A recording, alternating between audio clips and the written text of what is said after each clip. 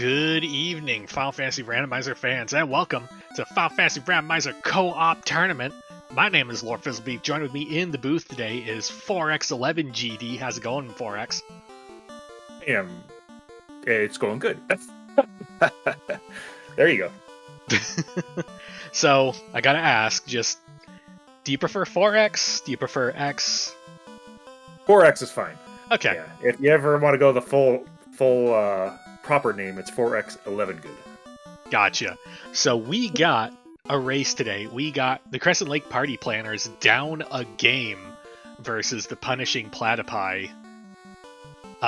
This is a real clutch moment for our two-time champions.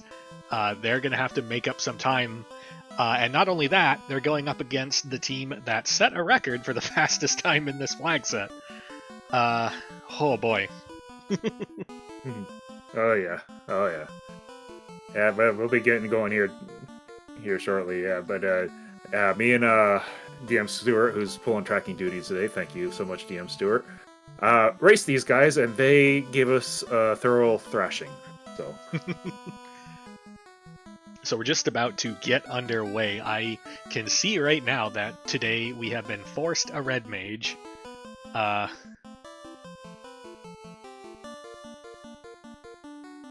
But we'll see what that bodes for us as we start to get ready here. We're about 1 minute from the gate lifting. The thing that I remember from game 1 is that Punishing Platypi were not afraid to send both team members early into a dungeon that just had all the shards in it. Whereas the routing that I saw out of Danny and Spellzap was about as thorough and mechanically precise as it could have been, but they ended up losing a couple shards towards the end that they had to redig for, whereas Punishing Platypi, because they spent all that time digging out shards out of like a mile-long ice cave, they were able to enter Topher a lot sooner, despite Crescent Lake Party Planners hitting go mode minutes earlier. Oh, yeah. And we're off. Yep. I'll give us a Fizzlebeef here, and it looking like they popped up into the castle. I did not catch what was there, but we have Life, Harm 3, Cure 3, and something nobody will pick up for magic. And we have Silver plus 3 bracelets in the armor. That's too bad, to be fair there. Getting Warp, Fire 3. Alright, we got some good starting magic here. Warp's going to be very handy, especially with these dungeons. Alright. Flag sets, for those who aren't aware, we're doing the Final Fantasy randomizer thing. We got a shard hunt going on. 5 elusive items, and they can be anywhere. They can even be beside something in an incentivized dungeon. Northern Docks, Bahamut Dock are on. Early extended open, which means as soon as you get a canoe, you can go all the way around and do the full Undersea tour. One Force character, as we mentioned earlier, is looking to be a red mage, and One Force Nun. Nuns gain XP. That's going to come important later if you decide. And shards are guarded, which means they to get a shard, you're going to have to battle somebody for it. But you'll know. There'll be a little X on the box. And Spellzap and Danny heading on up to Topher, it looks like. Oh, we got dwarfs. Ooh, and a free Ice 2-stick out of the gate. Interesting parties. Nice. We got Icy Fighter Red-White, Icy Fighter Red-Black. Whole lot of fighter parties. Yeah, I think I saw one of the blessings for the fighter, and it was Steel Lord. Ooh, Steel Lord is one of the more fun blessings. Essentially what it means is that if you equip steel armor, you are permanently under the effect of fast. So we are checking every armor shop we come to. And it looked like Elfland was there in Corneria Castle. The Punishing Platypi are heading up, or at least one of them. Vegimoto's heading up to Matoya. I didn't see which direction Phoenix is going, but these imps look like they don't want to let you run.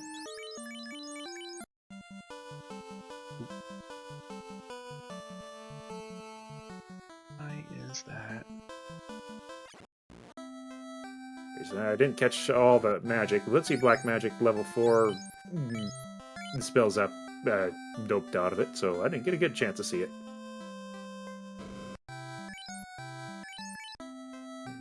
Let's see.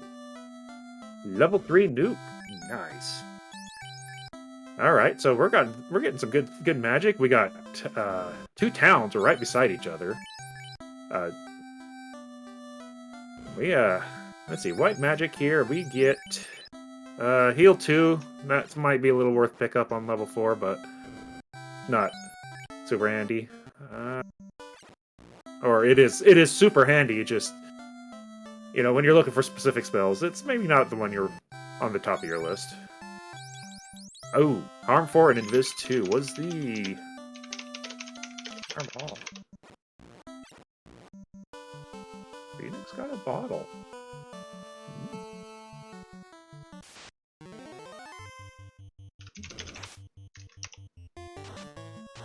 Oh, okay, so improved harm for White Mage. So that Harm 4 essentially turns that harm spell for the White Mage only, not the Red Mage, for a nice little, essentially a poor man's fade. Exactly. So the thing about Harm 4 is that it's got worse accuracy than Fade, but a little smaller damage window, and the accuracy... The thing about it having super bad accuracy is that you're never going to see that full damage against anything except for, like, undead. So in actual practical effect, it'll be a lot like casting Ice 2 against things that don't resist it but aren't vulnerable to it. Which is still fine, but it's not super. Yeah. And the that ice loop, I think they pulled out of the Dwarf Cavern, is where that is. Yes. All right. Yeah. So our tracker pointing out that the mermaid floor, the very top chest, was the bottle. I see Phoenix and Danny were both in that area. I have to assume that both of them grabbed it for their team. Marsha's going to turn into a carry drive. Straight to carry. There ain't no extra floors for it. And right below the mermaid's floor is Marsh Top, which has got a chime in it. Ooh. All right, that means we found at least a couple of our loose items. Mm-hmm. Let's see. That's 6 back here. Ooh, that's a nice find early. Spells app also picking up the ruby out of the 6 chest room. Yeah, so we got minimum of 2 loose items that I know of, and Pro Ring +4. Like I said, that's a good pick early. Mm-hmm. So, as an experienced co-op runner, what's your favorite way to kind of divide and conquer the Inner Sea? Split up and go 2 different directions. How DM Stewart and I did it is I would check Canadian Castle, then run up and hit Latoya and head over to Provoca, while he would go up and hit Topher and then head over to Dwarves from there. In hopes that we'd grab some early items and get going. So, and then wing it from there. And I am not experienced by any means. Well, you made it into the tournament, and you made it through your round without forfeiting, so I'll call that experience. Okay, I'll take it. Alright. So it looks Budgemoto is going to go ahead and give or at least going to go check the chest. Mm-hmm. May not give Carrie a try. Ooh, that was a good grab. That was a good grab. Meanwhile, Spellzap, still in the ice loop, also picks up a key and a canal. So he had Ruby, Key, and Canal out of that ice loop. So yeah, the incentivized chest and 2 loose, and an Aegeus Shield +3. This is going to be helpful for that fighter when they promote. Mm-hmm.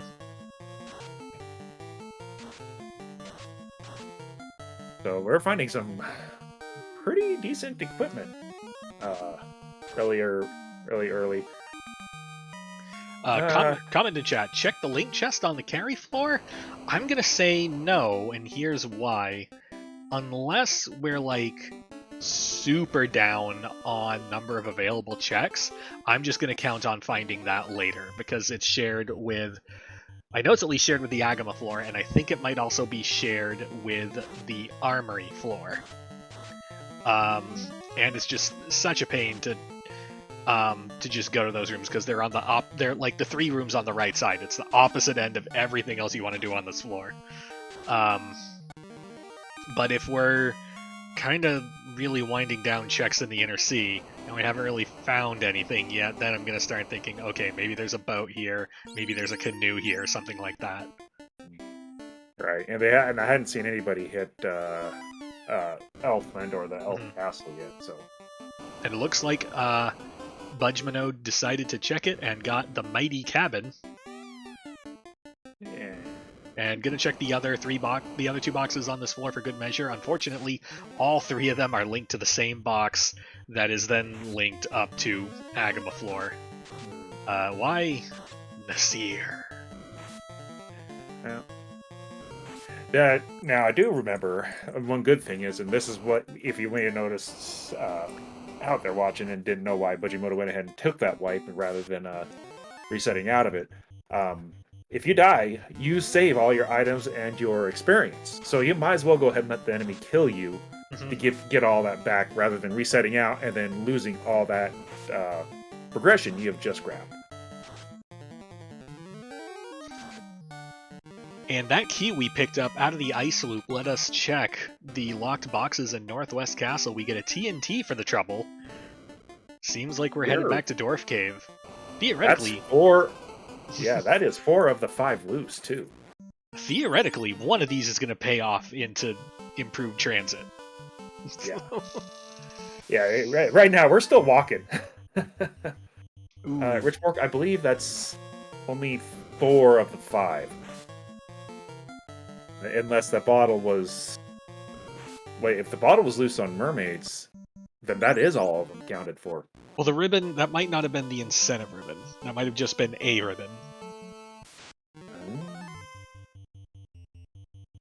It could have been. So,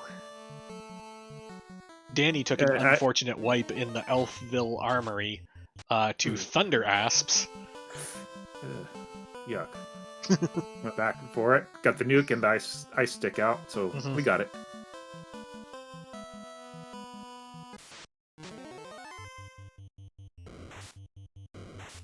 Warping on out, which is a good thing.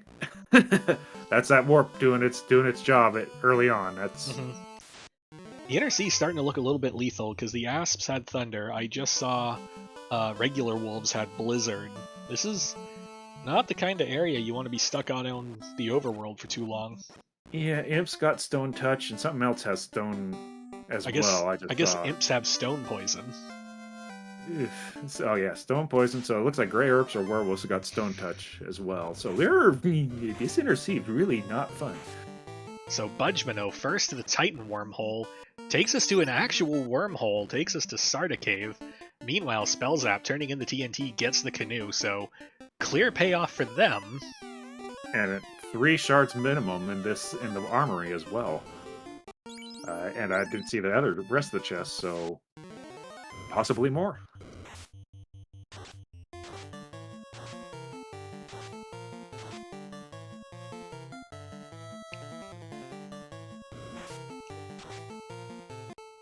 Alright. Budgimoto is going to show us what Titan West turns into. Eventually.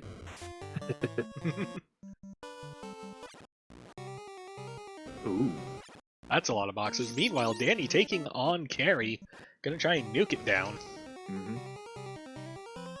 2 nuke casters is gonna make this a heck of a lot easier than trying to just dirtle around with Harm 4. Can we get there? In comes Fire 2. That Black Mage ain't gonna live through it. We're down to single nuke caster. Nuke for great justice. Do we get there? We do. Alright. 2 free shards out of that. Is that a fighter or a thief sitting there behind Carrie? That was a thief.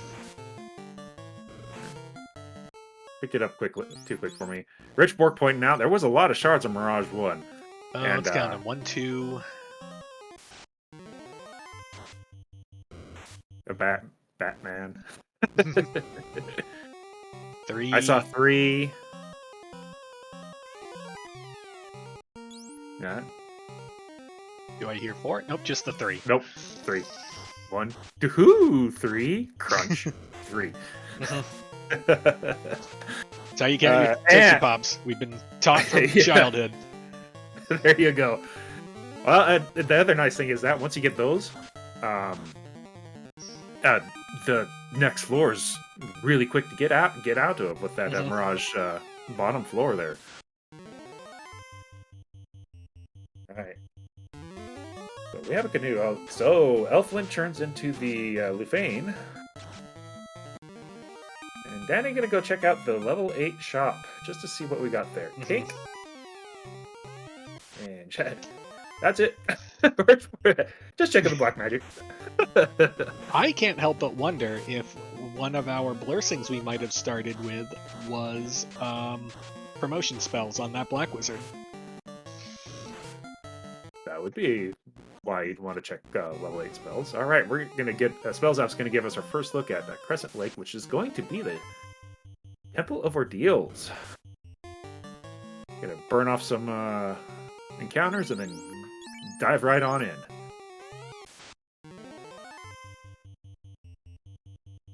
Meanwhile, that Mirage Tower giving Bujimoto a rough time. And Phoenix taking on Carrie as well. Gonna nuke it down. Invis 2. Oh, a stop bonk. Okay. Not gonna not gonna complain about that. Meanwhile, Phoenix, attempting to take on Carrie, lost a nuke caster pretty quickly. Melee is not doing a heck of a lot. Looks like we're just going to load up on Invis 2 and hope for the best. Yep, and then start using those... Got tagged with the slow. Yuck. Yuck. Alright. Harm 4, hopefully we get enough of those out. Go... Because that 1 damage is not going to do it at any time. And Bujimoto, I noticed, I think found Kraken floor behind the Mirage bottom there.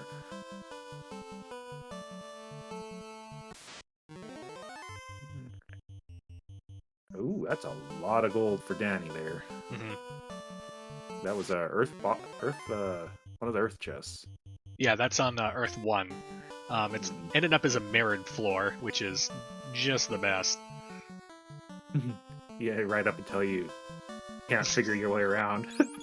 Earth 4 for me was rough when it mirrored.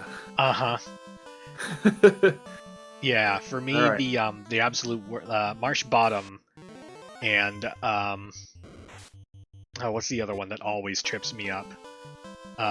Waterfall, especially if I have to walk it out.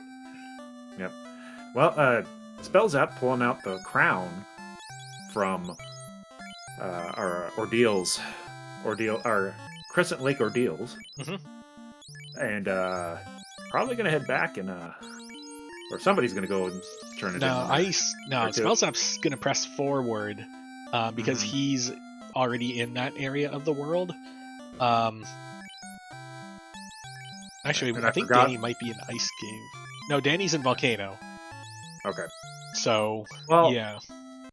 And that's another thing for those who aren't aware of the co-op, because I just had a brain fart and just remembered.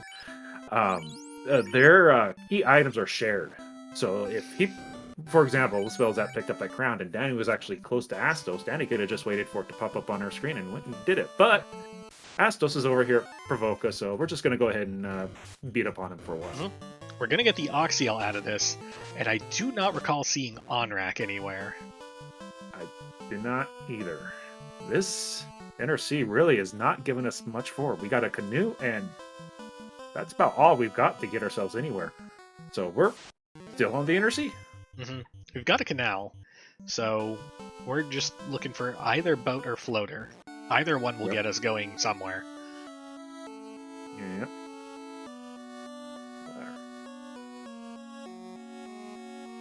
Which Mono's gonna come over here and get in here and then find that TNT. That'll get them Seal. their canoe. Yep. Alright, now Spellzap's coming back down. Probably gonna... That's what he did. He ran up there to get that crown turn, and now he's gonna go probably to Ice Cave, I'm guessing. Yep. Because we don't have very many more places we can go. We even checked the wormhole and knew that wasn't fun. Meanwhile, this greater than less than room, it's got 4 whole shards in it. That's shades of the previous run. Shades of Game 1, where we just had all the stuff over in this canoe area. Alright, and not fun enemies there protecting them either. Especially when you're a low-level party. Yeah, sentries are real awkward. At least we have the 2 nuke casters. The blue... I believe there was a blue D over there, and I don't know if it was a regular encounter or a box encounter. But those are not fun to fight either. We just found our ship out of the ice cave Sarda. Sarda decided he wanted to live in a igloo today. But we got our ship. We are out of the inner sea now. So, you're in Crescent Lake Party Planner's shoes. You just got your boat. It's docked at Provoca, and you have your canal. Where does the first person on your team prioritize? First one out, I would imagine you got 3 quick checks there. Hit the Melman continent. You got Titan East, you got Melman, and you've got Earth Cave. And the next one out can either head south and check Ordeals. We got Northern Docks on, so you can check Ordeals, you can check the Onrak continent, and you can also check Bahamut, which is pretty much about where you can go for this. I've always been a big fan of sending the first out to the Cardia double entrance. I believe we have Dead End shuffled, or maybe that's just my flag set. But if we don't have Dead End shuffled, then probably Melman Continent, yeah. But with Dead End shuffled in there, oh, that Cardia is just too juicy to ignore, and it puts you in striking distance of both Ordeals and the Onrak Continent. Right, which are both right there too. Okay, I see what you're saying. And with the canoe and the ship, Ordeals is a lot actually quicker before you get the airship. And then the second person out can head to the Melman Continent, clean that up kind of behind you, and then chase you to wherever needs to be done. And as DM Stewart pointing out, they do have Chime too, so that also brings Mirage onto the table. You can't get to Lufane or Gaia without an airship, but there's a lot up there at the northern side once you have a ship and a canoe and a canal right now. So I can agree with you on that. Meanwhile, Spellzap takes out the Mighty Lich, gets a Black Mage for the trouble. And I can't help but notice that his party has been Fighter Thief Red, I believe, this entire time. Single caster is a bold strategy on this flag set, but I guess we really wanted Thief Run. Alright, we found our Onrak. It's in Titan East. So, here we go. There's our crystal for sale is there as well. Good pickup now, because I don't believe anyone has seen Matoya yet. Nope, so now once you see her, you got the item. And we're going to go ahead and just... Oh, let's see Lazy Matoya. Let's see Matoya one step down. Let's go. There you go. I guess in this case it would be cheap Matoya. Yeah. She's down there. But nope, it looks like Earth 4. The one... Yep. The bane of my existence. Mirrored Earth 4. Well, we do get some... Get another shard or two, and I didn't see exactly where Danny is at. Still doing the volcano dive? Yep, still on the volcano dive. This appears to be a lot deeper than I think we gave it credit for. Yeah. Ooh. Did you see that dragon +5 armor? I did. Which... Oh man, that depends on how that steel armor rolls. That makes me... You don't know... I don't know which one I'd want. I'd probably still... You take the steel armor. Yeah. In this flag set, you take the steel armor because, yeah, sure, you're losing out on a bunch of absorb, but any of those resistances that would come along with the dragon armor, you just slap a ribbon on, you call it good. That auto fast that's a whole action that you can just like never worry about in combat. That's huge. Alright. Fair. Still, nice to pick up in case you don't find until you find the steel armor if you get promoted. Because I don't think we've seen the steel armor for sale yet.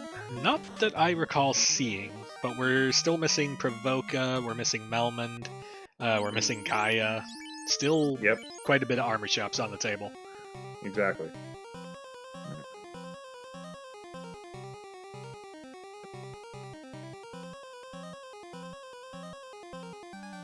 Phoenix finding that on rack, and looks like at the bottom we get a partial dragon horde.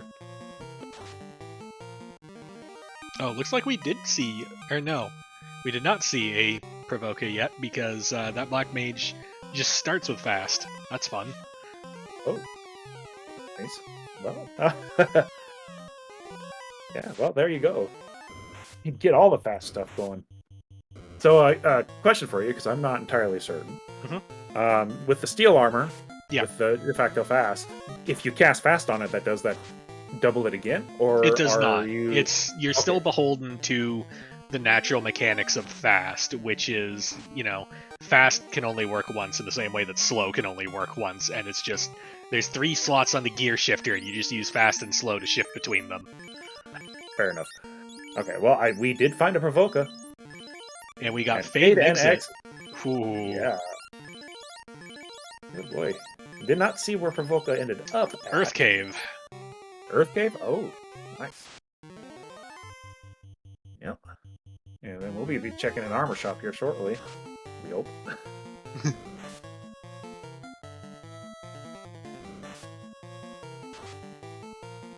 Vicky handing over the slab. Haven't found Melmond yet. We know where Lufane is, though.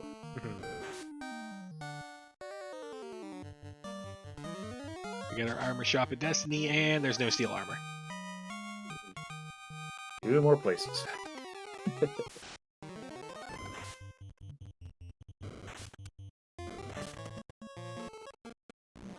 Ooh, and Budgemino takes an unfortunate wipe. Yes, we do have save on game over on, but that volcano is deep. Yeah. There comes a point where it really does get a little bit... Alright. So Phoenix now. Coming out. Gonna go ahead and... looks like we're gonna head for Ordeals. So we'll see what Ordeals has for us. Bell's out finding Provoca, and we're gonna check the Cardi Isles. Found volcano. Top floor.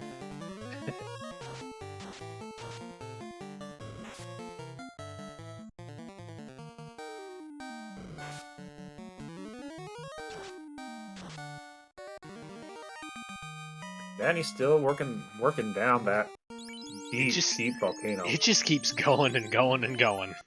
Yeah. All right. Oh, this is nice. Ooh, and a Bahamut at the bottom. Ooh. Oh, get that promotion out of the way. And we are at a Volcano Armory floor. Down 2 floors down into the Bahamut floor. And this is... So we got Volcano 1, Volcano 2. So now it seems like as good a time as any to start working on getting a shard count. Danny sits at 9 shards. and around the 27-minute mark. Let's see who else I can latch onto. Budgemo only at 4 shards. Phoenix at 10.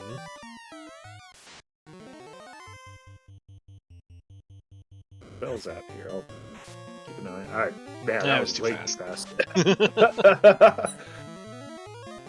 Gosh dang fast menuing. I know. All right, looks like we got 1 shard down here. Ooh, that was a confused shirt.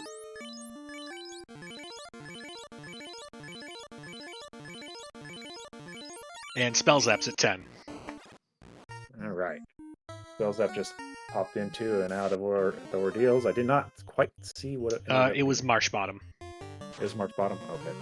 Which I rightfully agree, just being like, nope, not going to bother with this just yet. I'm going to go somewhere that will be infinitely more interesting than that. Yeah, I mean, yeah, there's a handful of chests down there, but they're so far apart from each other, and there's no incentive items down there. Yeah, and well, yeah, we have Warp, but like, there's so many other better places on the table. Like this Cardia that has a dragon chest room, and also Volcano Armory.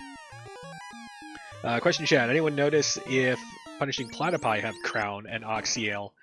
I'll look, but it... but, I don't know if they picked up the Crown or not. If they did, they have the Oxyale. Yeah. Yeah. I will keep an eye out for it. I thought I saw one of them two fighting Apsos, but I don't remember. We did find a Opal Gauntlet plus... Oh, Opal Bracelet plus 5, which I'm pretty sure Danny picked up as well.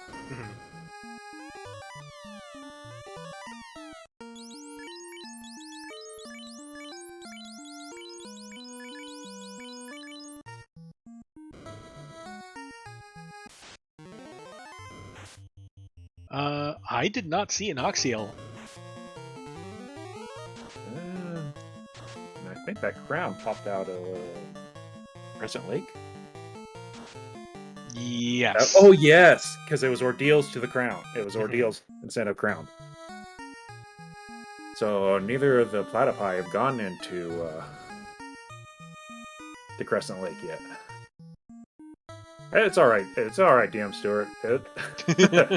I'm having a hard time keeping track of it all myself too, and I'm not even trying to track. Ugh. All right, we're gonna go up into we got Onrak. Onrak is rod locked, and we don't have a rod. And it seems like we're not going to bother just clearing the few boxes on that floor. That's generally a good strategy, I think. Because you might run into a Gaia with red learnable temper. And we have a bottle, so we're going to find out what our friendly neighborhood fairy gives us. Herb. We have spotted Elflin Castle. That was somewhere in the Inner Sea. Right, that's because Danny took a wife to whatever those... The Thunder Asps, yep. Thunder Asps.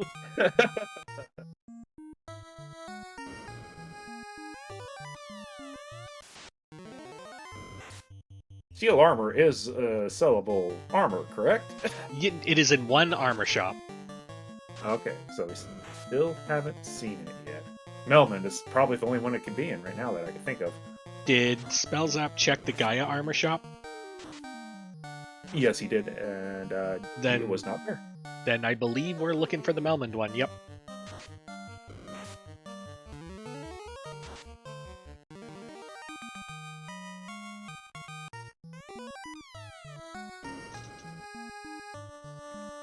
I'm getting some good levels on all of our runners here. When you're taking out enemies for shards, it works. All right, we're gonna see what our herb turns in. Danny's giving us a look at that, and Danny, please, adamant. There we go. Adamant. All right, we're gonna go say hi to the dwarves. Which, as I recall, was very close by to where she currently is. Yeah.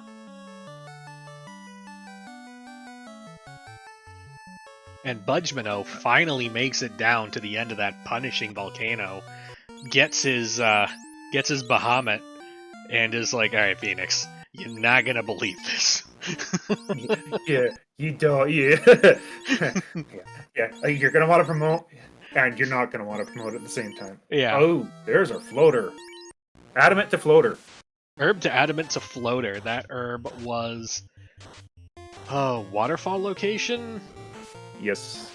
Mm. Yep. Waterfall. It was bottle to herb to adamant to floater. Gotta love fetch quest chain. Mm-hmm.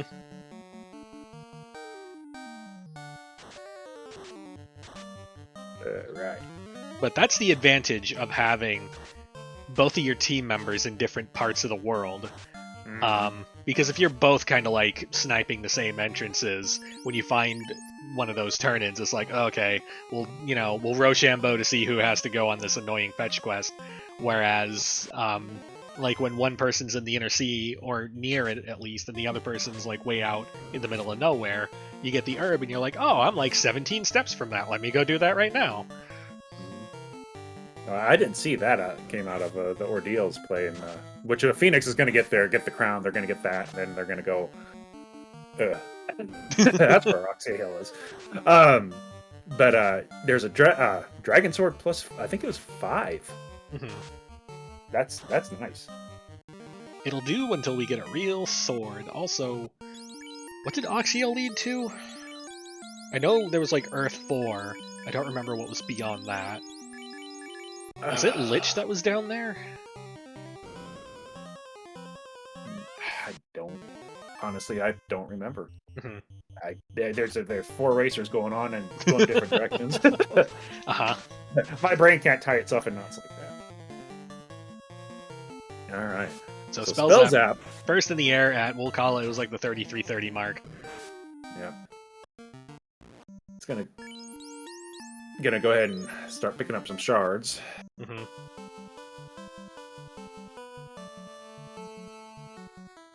And that's the other thing is these racers, they're not just co-oping. They are talking to each other, so they are knowing where everything's. Oh, I just found a ton of shards here. You want to go here if you need to pick up some shards in a hurry. Mm-hmm. Amongst other things. Oh, the ribbon's over here. So some of the incentive items, like that are equipment incentive items, each runner individually still has to go get that item. Ooh, we found our Topher. It's up there at Gaia. Mm-hmm.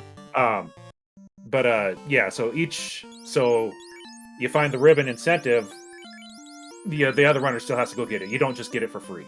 Right. I think we're going to get our first look at Mirage Tower real quick as Phoenix steps up to the plate.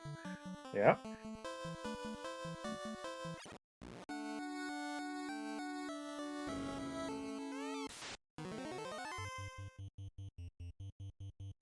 And there's our Canaria Castle. Awkward for them as they don't have a TOF location yet. No, that's right, because they don't have floater. And you have to have floater. But we can still get a key item, and that's a Roo Stick plus 3. I mean, we like it, but like... It's not what we're looking for right now. Yeah. Alright, and Danny checking the locked boxes in Topher. Yeah, there's a shard. We'll take it. We'll take it. But, and there's no... What was that? Something that Phoenix wants. Ooh. That's 2 ribbons out there. I don't know if that's loose or the incentive. But that's two ribbons found. Mm-hmm. The problem is that I don't have audio from Phoenix, so I couldn't hear if there was a jingle or not. And that's really the only way you can tell which one is the incentive. You can kind of guess with it, with how long they hang on the "you have opened a ribbon" screen for, but that's not an exact science. Right. Well, we'll know, because I think both teams have found the other 4 loose. So if that ribbon is loose and they quit checking boxes, then one of those 2 ribbons was the loose. I hope. I guess. All right, Spell Zap went ahead and hit that This is cracking time. We got Brack. Let's bracket. 2 hits 72 out of the fighter. First turn Brack. Nope. Fighter survives a massive swing out of that Kraken. 12 hits for 279 damage. Double Brack, double miss. Let's try that again. Yeah, we're Brack striking. Brack number 3, Borgin into Jorgen. Right. We got third time's a charm. We got 4 easy shards. And we're going to bypass the free fighter. Yep, and Danny did hit the Topher, got our Sarah, came back here. Sarah turned into the Rod. Ooh.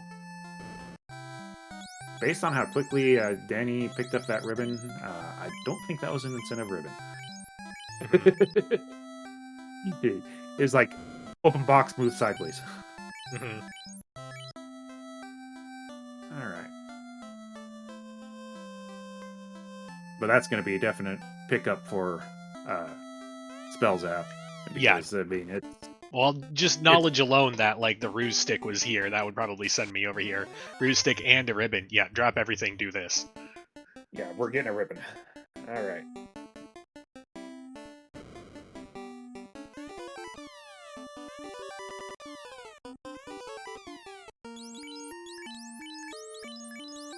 So 38 minutes in. Where do you think the lead is right now? It's hard to say. I want to say that the exploration and maybe a slight lead given to the Crescent Lake Party Planners. But the Punishing Platypi did finish that crown turn in Oxyale and ended up with a floater. Not yet. But I don't think they're that as far behind as it may seem, just because, even though they don't have the floater. But I do think Crescent Lake Party Planners is ahead. I'd agree with that. Being first in the air is pretty big, and I haven't seen like a massive shard dungeon that only one team is really committed to. Yeah. And I just saw Spell Zap. That's 20 shards so far for Spell Zap. That's pretty big. I wonder if Danny is managing to keep pace. Because we found 3 of the 4 fiends so far. Yeah. Well, the other thing is we still have to have a loot. We can't continue on down into Topher without a loot. We have key. We need a loot. But we got this here waterfall, and it's got a robot in it. Yeah, we'll see what that turns into.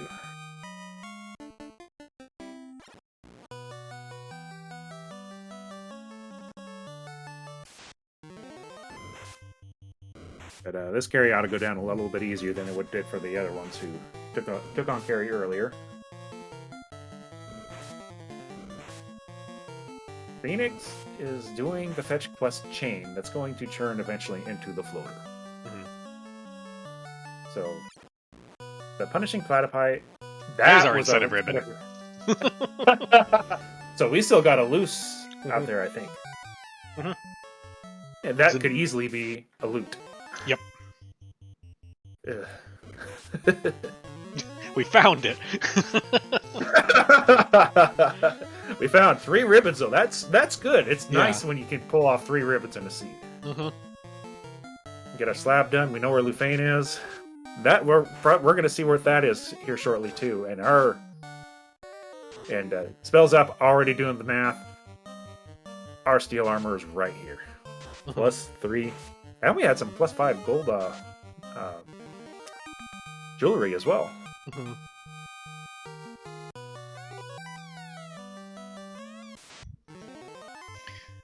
How many steel armors did we buy? 1 steel armor or 2 steel armors? On Spell's side.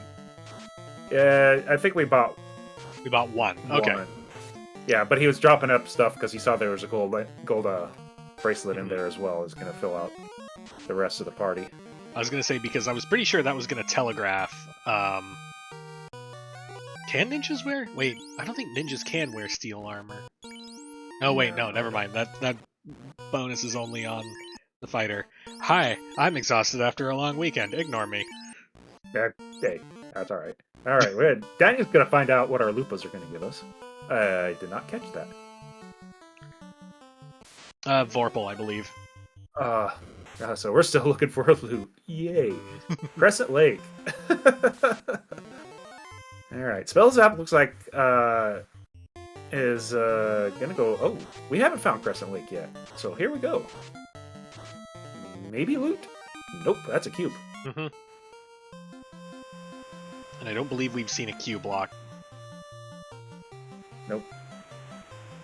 But we've been basically everywhere else in the world. It's gotta be in one of these Cardias. Yeah. Yeah, there's a couple of loose, those like marsh bottom stuff like that. It could possibly be in as well. Too. Crescent, DM Stewart, Crescent Lake got the cube. Yeah. The Crescent Lake party planners got the cube at Crescent Lake. Sorry, it's the party box. It's the box to set up the party. Yes, it is.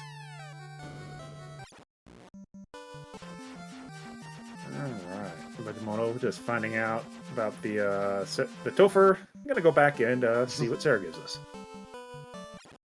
which is gonna be the rod, which we also could be behind the rod lock, whereas stuff can be as well. Yeah, rod lock is still on the table. Bellzap's still checking chests, so we're still looking for that last loose. It's looking more and more likely that that's where our loot's gonna be too. But, of course, we are going to give that eye a black eye. Because that's juicy experience. Level 27, that's pretty good.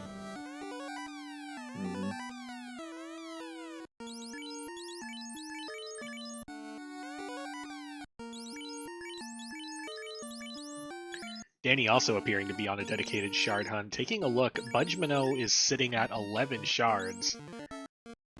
Which is probably not a great feeling 44 minutes in. Phoenix, last I checked, I think was also a little shard light, but we're in greater than less than, so that's going to fix that problem right quick. Oh, yeah. Well, and we know where 3 of the 4 fiends are. That's a quick 8 shards there alone. 2, 4, 8, yeah. I can math. When in doubt, use your fingers. Danny is also at 17 shards, which is not bad. Well, knowing where those fiends are, that's 12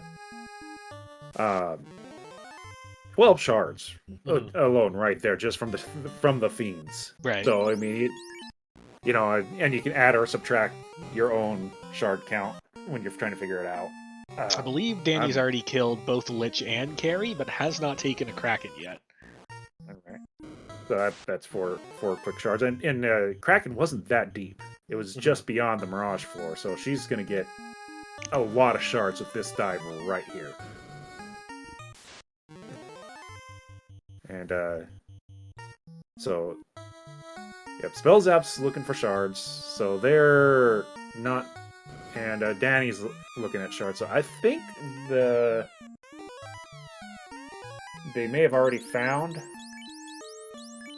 all 5 loose. I didn't catch what the fifth one was.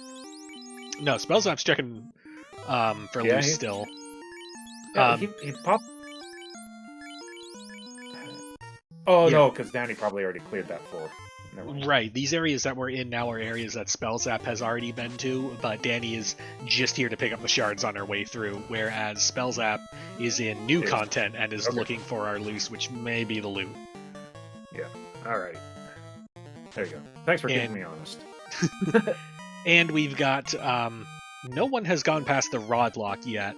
We now have, both teams have the rod, and also Crescent Lake has the cube, but I do not believe we have seen the cube block either.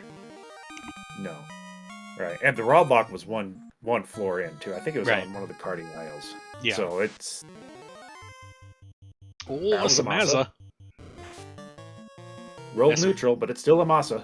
Yes, in this flag set, unfortunately, the Maza has been excluded from Blursings, which is unfortunate because weapon Blursings are at +2 to +5. But hey, vanilla Maza, it still works. Better than a rapier +4. Mm-hmm.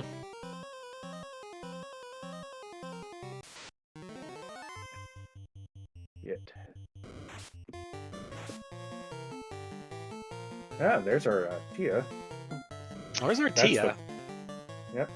We're not sad to see it, but it's not quite what we were looking for. Right, exactly. Alright. This is going to get Spells Zap to 4 shards short and a loot of Go Mode. Yeah.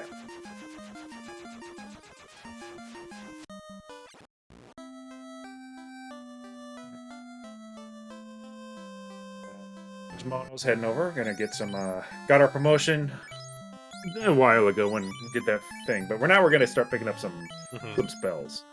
Meanwhile, Danny going for damage strats on Kraken doesn't want to muck around with Brack because we've got 3 nuke casters and a decent level melee. Yep. Nuke for 131, nuke for 154. First round had a nuke in the 300s, 5 hits for 327. Kraken is still there, but Yeah. I don't anticipate for much longer. One more nuke over the top, 163. Ooh, still there. Getting pretty close to 1,000 damage per turn. Nuke for 163. Here comes a Blaze. That's going to be too little too late. Doesn't even take down the Ninja. Nuke out of the Ninja. Takes down Kraken. We get a level 28 for the trouble. And be out of there.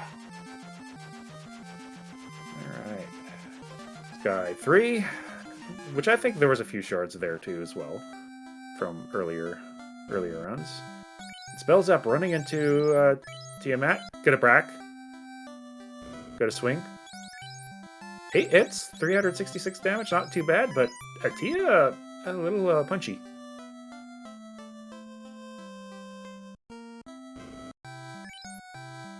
Brack not quite doing the job. We're still gonna work on it. Fighter goes down. We're down to just the red mage. Brack ineffective. Uh-oh. Incoming melee takes us under 200. Uh-oh. Brack doesn't work. Uh-oh. Brack. Oh. Well, But we we're want gonna go those back 4 to shards, so back in we go. Well, yep. And we got all sorts of levels all the way down, so yeah, we're alright. Alright. Phoenix over here, getting that opal bracelet. Wow. Let me talk hard. I love naming the fighter fast. Just put on the dragon armor +5.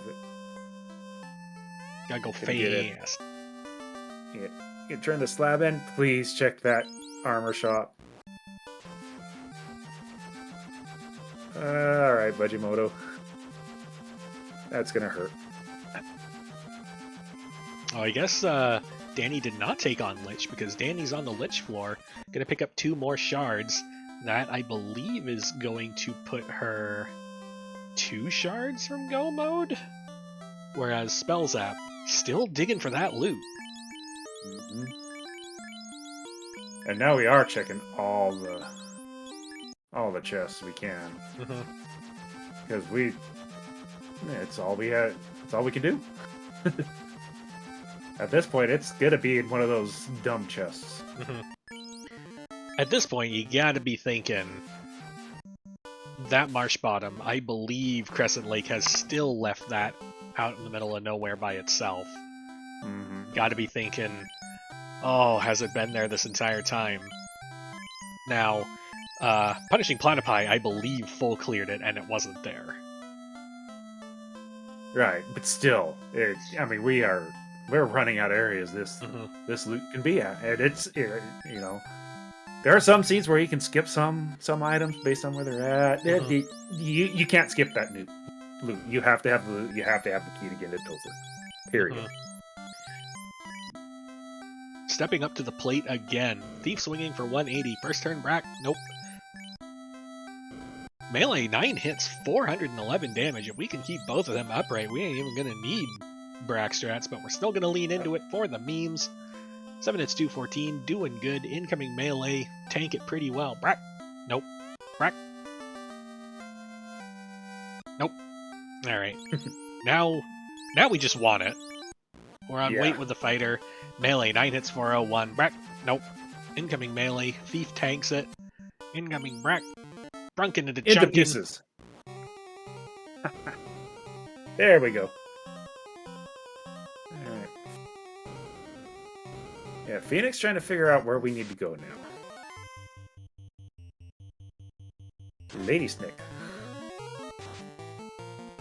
Alright, so now both teams are kind of rehashing areas they've kind of been before. Trying to figure out where this loot is. Some of them are going for shards, others are looking for the loot, but we need that loot, and we have no idea where it's at. Budgemino and Spellzap holding hands on their top floor of ice as they both head down, looking for any hope of some kind of banjo-shaped object. Hey, the Air Force is here. They got the Thunderbirds out. Oh, here we go. Marsh Split. Have we seen that yet? We have. Spellzap has been here once. I believe top of Marsh Split was what led to Tia. Okay. Oh, so he went zipped right back on in and it's going to bottom now. So, alrighty. And to see Split. Yay, I love this. You love Notice Split the into Split.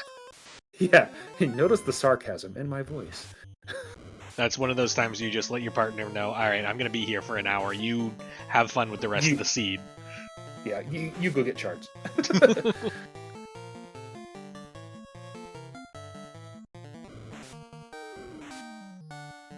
And did not check the... Oh, here's Matoya. That's the... Hey! Loot! Hey! We got loot. Crescent Lake party planners are in go mode. Kinda. Spellzap needs some shards. Well, yeah, you still need the shards. Okay, no mode.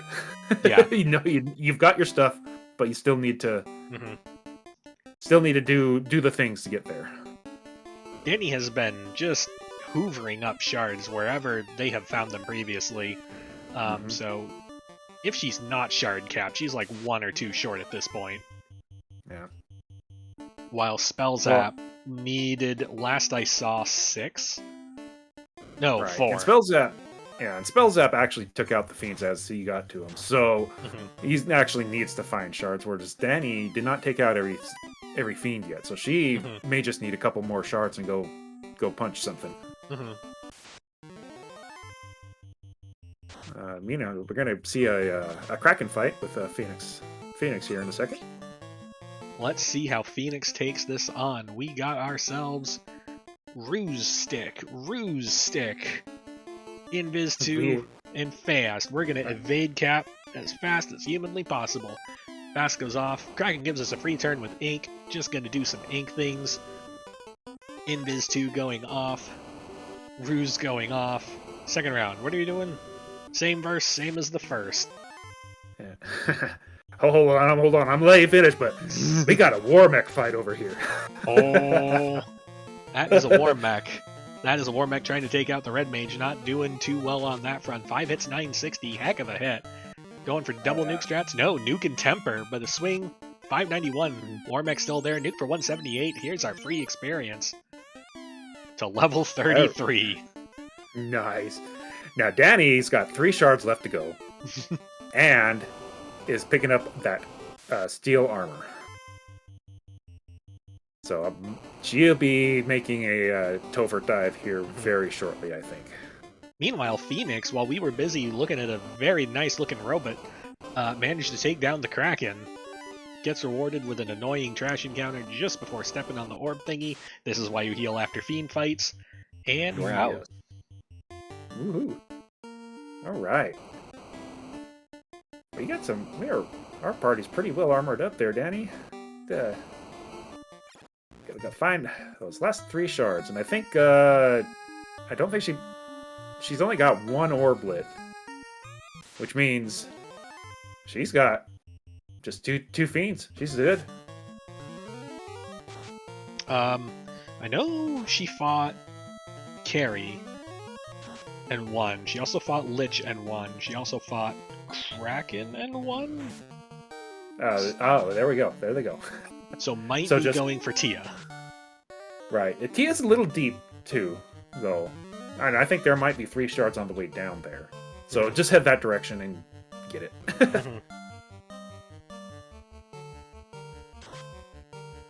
And Spellzap's not too far off on the shard count either. No, he's desperately looking for any shards he can get a hold of. Right. Which, if I was him, since we haven't promoted yet, wouldn't you go hit that deep dungeon, grab your shards while you're on your way down, get your promotion? Just I this is a might have question. already committed to the idea of just never promoting. Yes, we're pulling up to the mega dungeon that has a Bahamut at the bottom of it, but I don't see him getting all the way to the bottom of it. I think we're just You- going to go in, get 3 shards, exit, head for Topher, because it's just so far down there that, especially with holding a Maza, like, I don't know that we really need to commit to promotion at this point. Right, and you got the steel armor, which is wearable by the fighter, Mhm. not just the knight. So you've got your armor, you got your weapon. I can see where you're at there. On the other hand, he is bypassing a lot of boxes. Oh no, greater than less than. This is the room we're going for. Okay. Yep. Oh yeah, that's right. Because there's like 4 or 5 Yeah. shards here. We know they're here. Mhm. So we're going to be seeing the Crescent Lake Party Planners here, both of them, here before very long. I don't think the Punishing Platypi are that far behind, though. I think they are further behind on the shard count. Right. They still have to do the Matoya, go find Matoya and get the loot. Not the rod, the loot. Now, here's the thing. I know I saw Budgemano in the dungeon that had Tia in it. And I don't know that I necessarily saw the Tia fight, but I think he headed in that direction. Also in that dungeon is a loot. I missed his inventory screen to see if he had loot or not.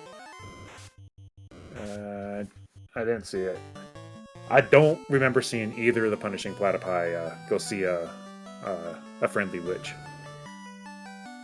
I know I saw one of them in a Marsh Split floor, and it was top Marsh I Split did. headed. Yeah. Yeah, we did. I do remember seeing him in Tia, Mhm. but I don't remember seeing him go back.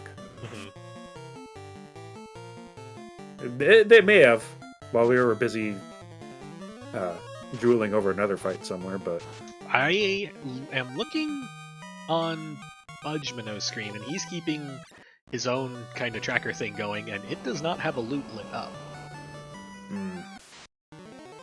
That's going to be unfortunate.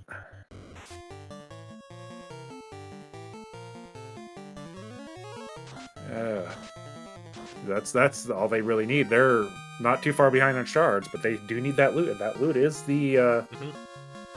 And you're right. Spell Zap got those shards, bolted out of there.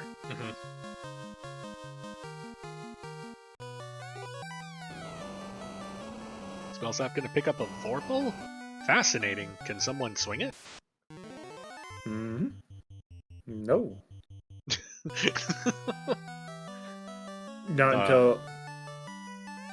He's moving it around. Someone can swing it. Thought the Red Mage could swing it. Oh. Well.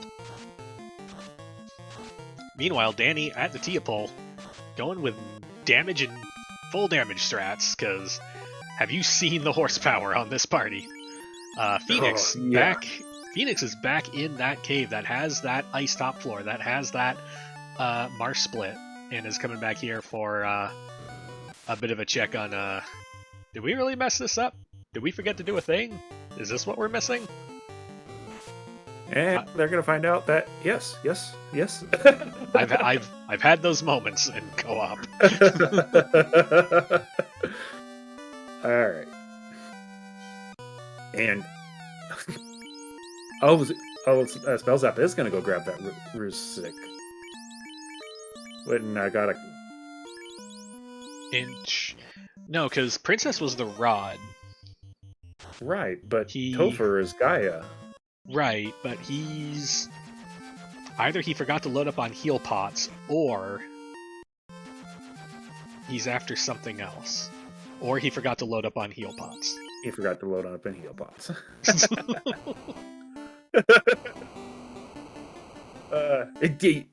I've made that dive into Topher without enough heal pots. It sucks. Uh-huh. Danny also completing a little bit of last-minute shopping. I know she took down a Tia, so she is going to be into TOF not long at all behind, as Phoenix picks up the loot, gets the last piece of that puzzle. Phoenix is 4 shards away from a Topher dive. Budgemano... Gotta see... is Just finished not off. going to show us. Nope. Budgemano, please. Oh, that's like Okay, 7 we're- shards out. Yeah, we got a lot of shards. Mhm. But there's gonna be a few here, but... Oh, that's right, this is Well- gonna be a Kraken. Here's an easy 4. Yep. Knowing where those fiends are does help out a lot on a shard hunt. Mhm. Definitely. Meanwhile, Spellzap seems to be back in Earth Cave. No, that's Topher. Why does that It's have Earth Topher. floors? That's bizarre. Okay. It's somehow how the palettes roll with this entrance Yeah. floor shuffle. We got, like, 16 locations and 12 pallets. I got it. That I do remember from reading something somewhere on it. On the Discord, as a matter of fact, if you guys want to join in and see like what you see, come join us on our Discord. Smooth segue.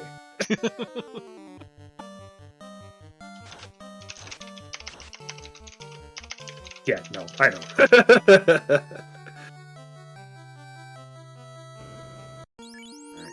Budgemono's gonna go ahead and pull a Kraken. Gonna be... Gonna get 4 quick shards, but we're still gonna need a few more. And we've already beat a couple fiends, so we may still have to do some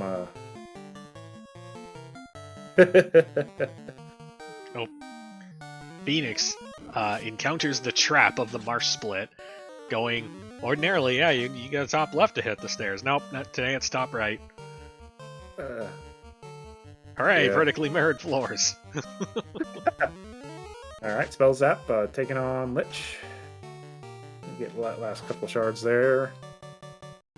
Oh, sorry, we're not. No, that's shards. Lich 2. We're Topher. Yeah. Yeah, that's Lich 2. We're Topher, and Danny's also in Topher too. So I know we're Lich gotta- 2 is indistinguishable from Lich 1, but... Yeah, sometimes I gotta think. Again, my brain don't go around in those Mhm. corners anymore.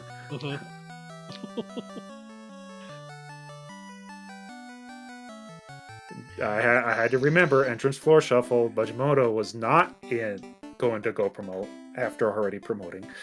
Mhm. We're going to take on a Lich 1. Meanwhile, this carry 2 fight, 6 hits, 196 out of the Thief is pretty respectable. 12 hits, 829 out of the Fighter is better. Did we ever give that Black Mage anything other than fast? Might have a nuke. Might. Alright. Budgemono doing some last minute shopping, getting things done. Looks like we do have a full shard count here, so Mhm. Budgemono, or nope, never mind. No, Budgemano's 3 short. Yeah. It at the quick blank, the quick menu made it look like it to me. So Mhm. Danny is on to the carry 2 fight. 11 hits, 233 out of something that I can only assume was a Vorpal. As Spellzap is on to the Kraken fight. Are we doing defensive strats? No. We're doing... no. Here we go. That was Yeah. temper. Also, the Black Mage does in fact have magic. Out goes the Temper. 3 hits, 481. Seems good. Ruse goes off. Nuke goes off. Sizable damage out of that first round. If we can keep up that pace, we'll be good to go. Yes. Here goes a nuke. 2 nukes. 142. Yep, 2 nukes and a swing. Ruse to keep that evasion tank nice and evasiony. Nuke for 208. Mazza swing. Single hit, 186. That is an uh-oh moment. Let's try that again. Oof. That is Oh. a very very evasive Kraken. And I don't recall seeing lock anywhere. Not in either player's Oh, spell there- inventory. Yeah, you just saw it on the Black Mage Hmm. level 1. Okay. But I had actually pulled it up to use it, but didn't need it. Spell Zap on to Tia. Danny on to Kraken. Here Phoenix. we go. Phoenix on Tia 1. So Budgemono's going back for those 4 shards and greater than less than room. We're going to have our shards here. Temper goes off. Ruse goes off. Cheeky Brack. Ineffective, but I love the idea of it. If that would have grabbed it, I'd have laughed hard. 6% of the time, it works every time. 2 hits, 292. Yep. We got some evasion problems here as well. Lit 2, gonna do some Lit 2 things. That was an uncomfortable number to that Black Mage. Fade goes out for 292. Yep. We are on... We're gonna Fast the Thief, and we're gonna dump some Lot 2. 3 hits, 223. Meh. Here comes the Bane. Everyone survives. Lot 2 goes out. Thief Swing. Missed. Fast after the nick of time. Let's try that again. Double melee, double weight. Here comes Blaze. That's a lot of damage to that Black Mage. Thief Swing 3 hits, Fighter Swing 3 hits 335. Thief Swing 3 hits 357. Tia's still sticking around. 3 hits 371. Down goes Tia. Now Budgemono is in going to Topher. We got our shards there. Meanwhile, Danny was in the Kraken 2 fight. Can't help but notice that Black Mage is face down. I think we had life. Didn't we have life? Life was available. I didn't see if it was what red. Learnable by the red wizard. Yeah. Words. Yeah, words are fun sometimes. Phoenix is entering Topher. Budgemano already in Topher. Danny hanging out. Phoenix has got to do the actual level 1 quests to get into Topher. Beat a Garland. Oh yeah, there was a princess here. All right, here's cab fare. On your way. So versus Chaos, Spell Zap going with the evasion strats. Here comes the stop. Nobody stops. We got Saber going off. We got Temper going off. Fast was already applied by our super awesome steel armor. We're going in for a test swing. The Fire 3 is coming in, deals over 100 to that Black Mage. Unfortunate. Lock 2 goes off. We're going to try some melee. 2 hits, 362. Everything. Chaos fine. A little evasion today, too. 3 hits, 182. Here comes a nuclear. Low damage to everywhere but the fighter. Fighter still over 400 health. That's good, but not good enough. We're going with throwing some heal pots at our fighter, and we need more power. Lock 2 goes off. Saber goes off. Heal. Chug. Chug. Chaos rewards us with a free turn. Ink does ink things. We only got 7 more heal pots. Let's turn it into 5. Chug. Let's take test swing. 6 hits, 562. That seems good. Rub ain't gonna do anything. 1 more chug for the road, and we're on triple weight swing. Lit 2 coming in. Takes the Black Mage to under 100, but he's already served his purpose. I think we're comfortable letting that one go down. 5 hits for 293. Chaos still there. Black Mage goes down, but no one notices, because we're on wait and swing. Lit 2 takes our Red Mage to under 200. 6 hits, 584. Chaos still there. Incoming melee ain't gonna do much. 7 hits, 750. Chaos still there. Good gravy. 6 hits, 610. Great googly moogly. Look at the health on this guy. 7 hits, 634. Ooh. Finally. 7 years later, Chaos goes down. Spell Zap is first to finish. Get your G out in chat. Yeah, Danny is getting ready to take on that very, very, very HP heavy Chaos. And blink and you miss it. Phoenix and Budgemono are both on the carry floor in Topher, so they're being a little bit behind. They're not too hard. This Chaos looks like it could be a little dangerous, so I'll let you call that. We're going with Ruse strats. Fast going off on the ninja, presumably. Temper goes off. Incoming punch to the Red Mage. Perfectly fine. We don't really need that one very much anyway. what are we doing with our next round?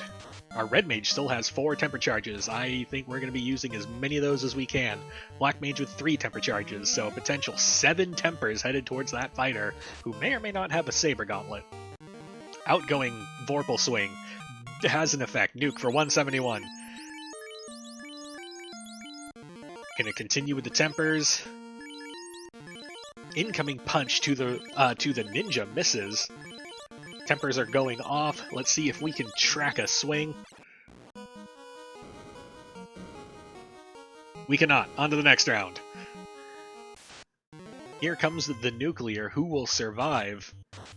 Everyone's still up, and that fighter's still in pretty good health shape.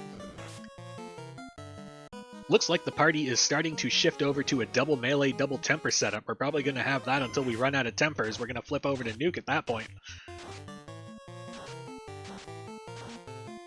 How we doing? How's it going?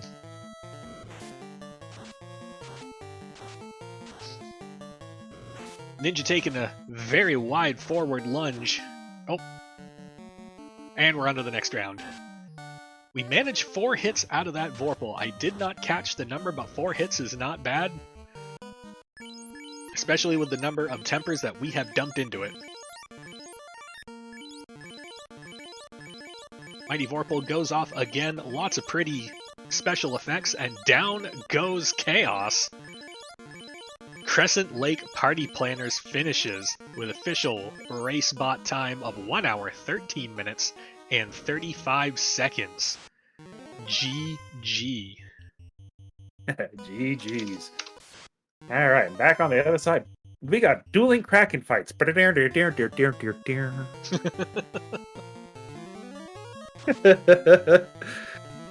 dukes, got sabers. We got all the things going off to take out this Kraken. Phoenix adopting a defensive position, whereas Budgemano also at least being a little defensive on the front slot, but I saw more nukes than I saw otherwise. Ruse is going off, nukes going off. Who is going to be the first through this Kraken fight? I believe Phoenix had a little bit of a time advantage entering this fight. Let's see if Budgemano can overcome it. Whoever wins, they both win because they're both on the same team. We're going for Kira strats. Nuke goes out for Budgemano for 197. Incoming melee takes the fighter down to 1 knee. Meanwhile, Phoenix, continuing nukes, not being able to break that 200 barrier. And Budgemano takes down the Kraken first. Can Phoenix follow that up? We're putting question marks up there to take a punch from Tia. I don't know. Maybe, huh? I don't know how you pronounce that. What? Yeah. Or actually, no. You just give it a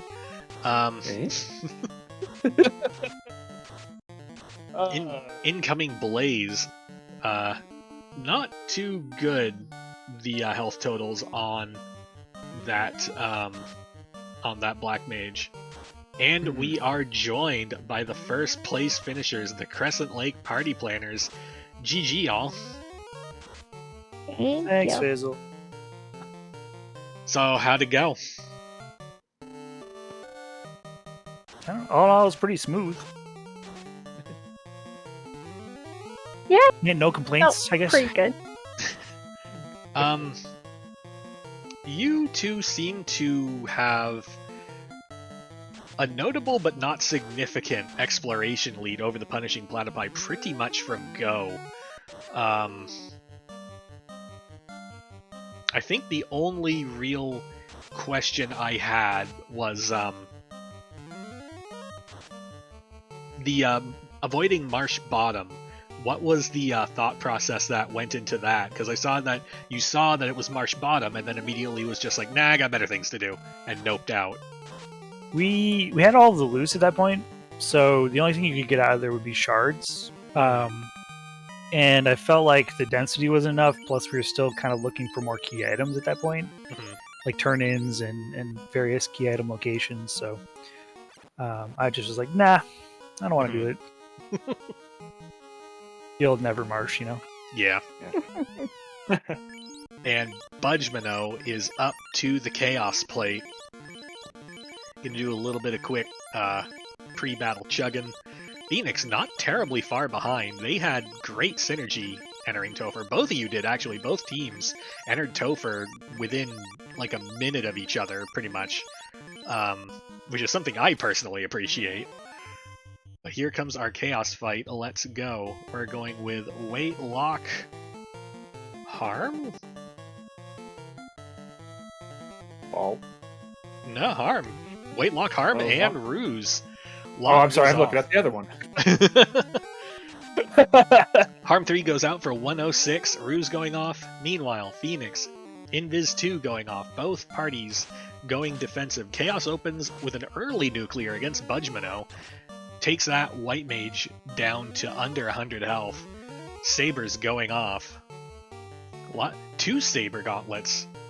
Or maybe that's just an actual cast in a Saber Gauntlet over on Phoenix's side. Blink and you miss it. Budgemino's White Mage has gone Nighty-Night. We're going to try all the lock strats. Some more Ruse strats. Here comes a stop. Nobody stops. Right now the score is 4-3 for party members, with Phoenix leading. Stop continues not doing much. As I recall, this Chaos did not have a very notable spell list, but that nuclear was kind of a wake-up call, especially with it being early on. Mm-hmm. And this Chaos is a little bit tanky too, so it's gonna be some Budgemino swinging here. Continuing to lose party members as the Red Mage goes down. We're on Weight and Vorpal swing strats. 5 hits, 530, doing good. Incoming punch to the Knight misses. 6 hits, 926, doing good. Punch makes it through the evade cap for 147. We're going to chug for Great Justice as we swing in. 4 hits, 529. Lightning 2 ain't going to do much. Incoming punch misses. 6 hits, 337, still going. Fire 3 ain't going to do much. Meanwhile, Phoenix still attempting to bonk into low Earth orbit as Budgemino takes down Chaos. Phoenix apparently deciding that chipping away at Chaos's health total ain't going to matter. We're just going to bonk until we think we're in orbit. Test swing. 3 hits, 471. Well, I think we have power, but we don't have accuracy. How's that ninja doing? Single hit, 61. Thanks for coming. Well, let's try some more Saber bonks. Maybe a little bit of a Fire 3. Are we going for Harm 4? Heal 3? Heal 3. Heal 3. Let's top off some of our health. More Saber bonks. More power. As the ninja steps up, offers 51 damage, and says, I'm helping. We're on double melee, double weight. What are we doing now? 3 hits, 434. I think that number went in the wrong direction. Stop. Nobody stops. Ninja melee, 3 hits, 63. Well, he's just happy to be here. Let's try that again. 1 hit, 1 damage. The pinnacle. Okay. Peak ninja. Here comes the stop. Nobody stops. Vorpal swing. How you doing? 4 hits, 668. That's a real number. Incoming Fire 3 takes the Red Mage under 200 health, but I believe they've served their purpose. 4 hits, 461 out of the Vorpal. 3 hits, 96 out of the Ninja. Hey guys, thanks for coming. 1 hit, 1 damage. It's still going. It's still happening. 4 hits, There we 899. Down goes Chaos.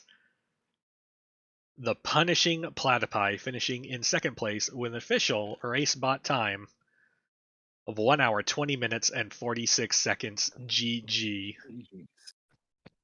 And we are joined. Nope, wait, no, we're not.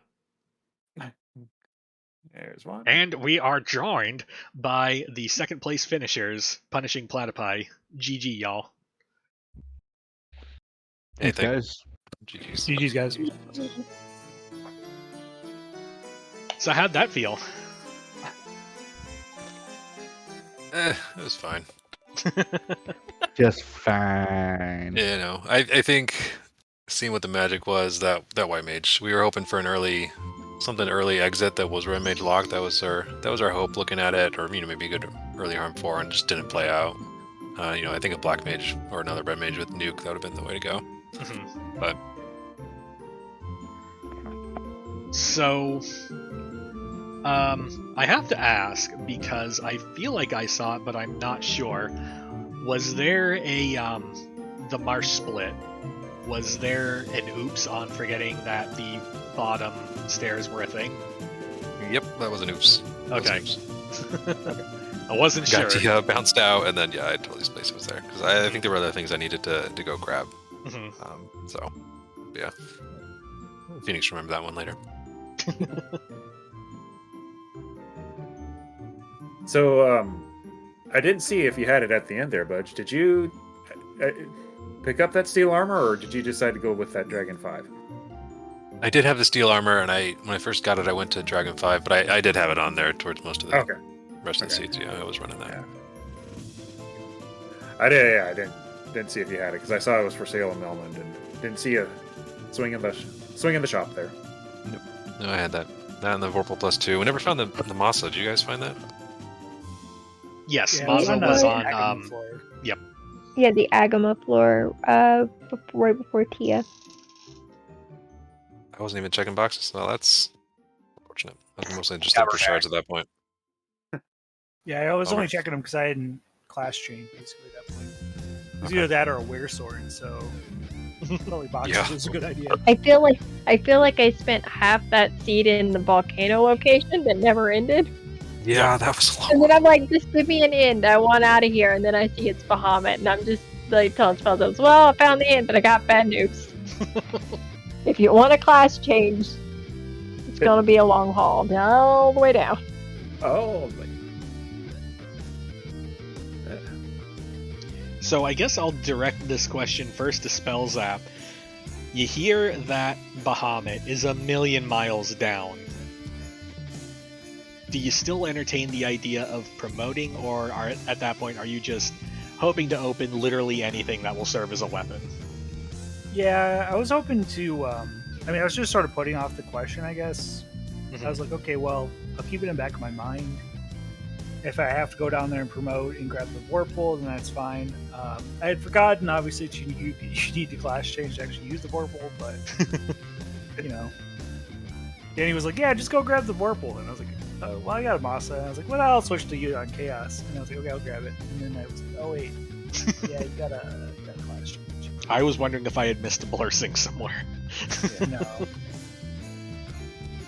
Same question too, and I believe it was Phoenix that did not do the mile-long volcano dungeon.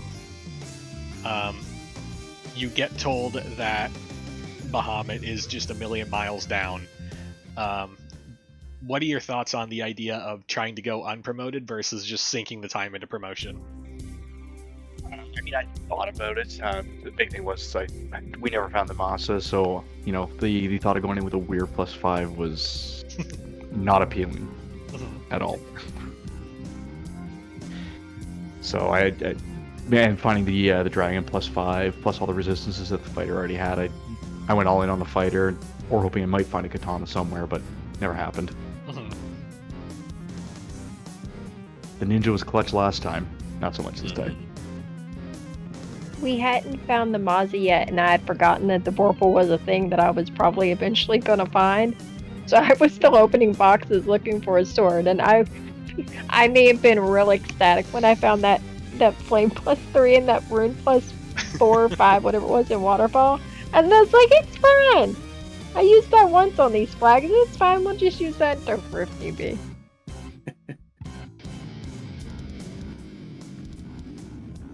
Well, guys, you guys are now 1-1, so looking forward to that third game. Any thoughts? Any other new strategies you guys are thinking you want to not tell anybody before you hop into it? Just in case my internet still does not return tomorrow, I'm just going to whisper sweet nothings to my phone so that it works again tomorrow night for Game 3.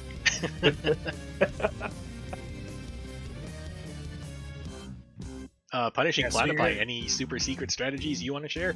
I was going to say real quick, you guys' strategy of knocking out Danny's internet didn't work, so you guys gotta come back to We did our best. Next, don't you worry. Here's I just got hoping they plans. don't find the cell tower before tomorrow. No, not surprised that they won this one. They're a very good team, so looking forward to Game 3 tomorrow. We'll see how it goes, but Yeah, I certainly had no illusions that we were going to sweep this. All right, 4X, do you have any other questions? No, I think you hit most of them. So. Yeah, no, this was just a super clean run. It's really hard to kind of pick things out that I want to ask about. So I think we're just going to move this along to final thoughts, and we'll start with our winners, Crescent Lake Party Planners. Final thoughts. No, you know, I'm just excited to good. do the game 3 tomorrow, and let's have a good race. Yeah, GG to the other team. Looking forward to game 3. Not gonna lie, I totally thought they were gonna take it in 2 games, and we were out. So tomorrow's be fun either way. And thanks to those who jumped in to help with crew tonight. Much appreciated. Punishing Platypi. Final thoughts. Yeah, GG to you guys as well. It was a good race. It was a fun one, and I'm just looking forward to game 3 tomorrow. This has been like Phoenix said, no illusions. It's gonna be easy. So all or nothing coming up. Be fun. Yeah, certainly GG to the other guys. Yeah, but if I just known a week ago that one game to take them all, I'd have taken it. My partner in comms crimes, 4X11GD. Final thoughts, man. I know this is a great race. Wish I had a chance to watch you guys' first race, but hopefully I can watch a good third race, and we'll just keep this going and enjoy this. And I'm hoping the Punishing Platypi, just on a personal level, I'm hoping the Punishing Platypi do put on a good show tomorrow, since they beat me and DM Stewart last week. Uh-huh. All right, that's gonna do it here for us on the Lorphin Borphin streaming juggernaut. Coming up in just a few minutes, actually, may even have already started. We have Game 2 of The Simp's Son versus the Game Changers over on Final Fantasy Randomizer, so check that out. For everyone here at the Final Fantasy Randomizer community, my name is Lorphin Borphin, and we will see you next time. Have a good night, everyone.